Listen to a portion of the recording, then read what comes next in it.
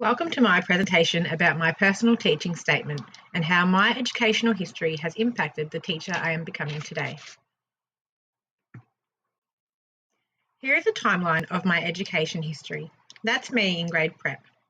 I wanted to be a teacher since I started primary school. I remember coming into the classroom environment and being so excited, surrounded by a group of peers in such a creative space, ready to learn. I remember looking around thinking, I'm going to have my own classroom one day. I also developed a wonderful relationship with my prep teacher, which gave me great confidence to embrace my learning journey. I went to both a Catholic primary school and a Catholic high school, where I was able to embrace the teachings of the Catholic Church, and I still follow these values through life today. Unfortunately, in my VCE years, my high school closed down and I moved to the local public school. And at the same time, my parents were going through a divorce. With the breakdown of my school and home environments, I lost passion for education and completed my VCE with very poor results, which was not the type of student I had been for the previous 10 years of schooling. I have also put the birth of my children on my education timeline, as I believe being a parent has had a significant impact on my thoughts and feelings about education and the way in which children are educated today. So, what is education to me, and what does my emerging teaching philosophy look like? I believe my Catholic education has given me a holistic view on education. Education to me is learning and growing, it's community and interactions, and being creative and productive. All things I experienced in my own education. I think the big learnings I learned from the Catholic education and stories from the Bible was how to live with those core values of respect, honesty, equity, understanding, and caring, which I still have high respect for these values today and believe they are super important to incorporate into the classroom setting, whether it be a religious setting or not. The values I believe in can also be evident in ACU's Catholic social thought principles. I too believe there is relevance in teaching children such principles as the common good, human dignity, the preferential option for the poor, and the promotion of peace. I believe that we have education to develop a sense of self, to create opportunities to thrive and form connections with each other. The teachers and families play a significant role in supporting children through their education, as this was evident in my experiences with the breakdown of my home and school environments, too was the breakdown of my passion for education. I also believe that being a parent has played a big role in consolidating my feelings on an holistic approach to education, and that schooling environments should be considerate of individuals when designing curriculum.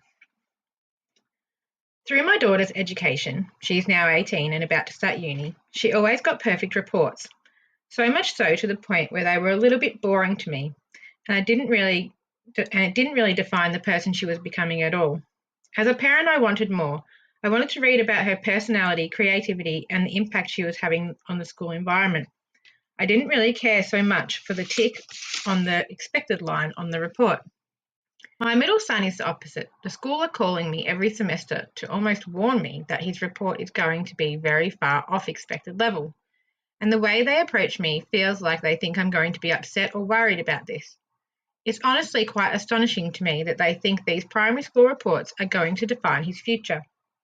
Don't get me wrong, I do like to know he's making progress with these standardised areas of testing, but it's definitely not the be-all and end-all of his future happiness. In Nodding's chapter, The Aims of Education, she discusses the idea that could the aim of education be happiness? It wasn't until I read this chapter and thought to myself, this is me, this is what I believe. Although I had never looked at it so simplistic before, it was quite a refreshing revolution for me. As I just discussed, all I want for my own children is to be happy and be good people with good values. As an educator, I want to give the same opportunities to all children. Noddings embraces the idea that if the aim of education is happiness, democratic schooling, and embracing individuality, she states, suppose instead we create rich alternative curricula and provide guidance to those students that welcome and succeed with them, rather than continue the ways of standardised testing and potentially setting children up to fail. As a parent of extremely different children and myself thriving in a creative aspect of education full of core values, I believe this strategy would be so much more relevant and significant to the world we live in today. So much more than a flat line standard education. One specific part of the reading that connected to me was Noddings discussing the idea of superior roles and young women perhaps rejecting traditional roles because they are beneath them. She explores the idea that if we don't reconsider the aims of education, the joys of doing something wholeheartedly may be lost. My daughter was in Year 12 last year, and when she had to choose her uni preferences, she said to me, "Mum, I'm scared that if I choose teaching, people will be disappointed in me, like it's not a good enough career choice." I couldn't believe she felt that way. I responded saying, "Whatever you choose, you're going to probably work in that role for a very long time, let alone have to study it for 4 years. So you choose something that's going to give you a wonderful life and enjoyable days, and don't worry about the money or what other people think."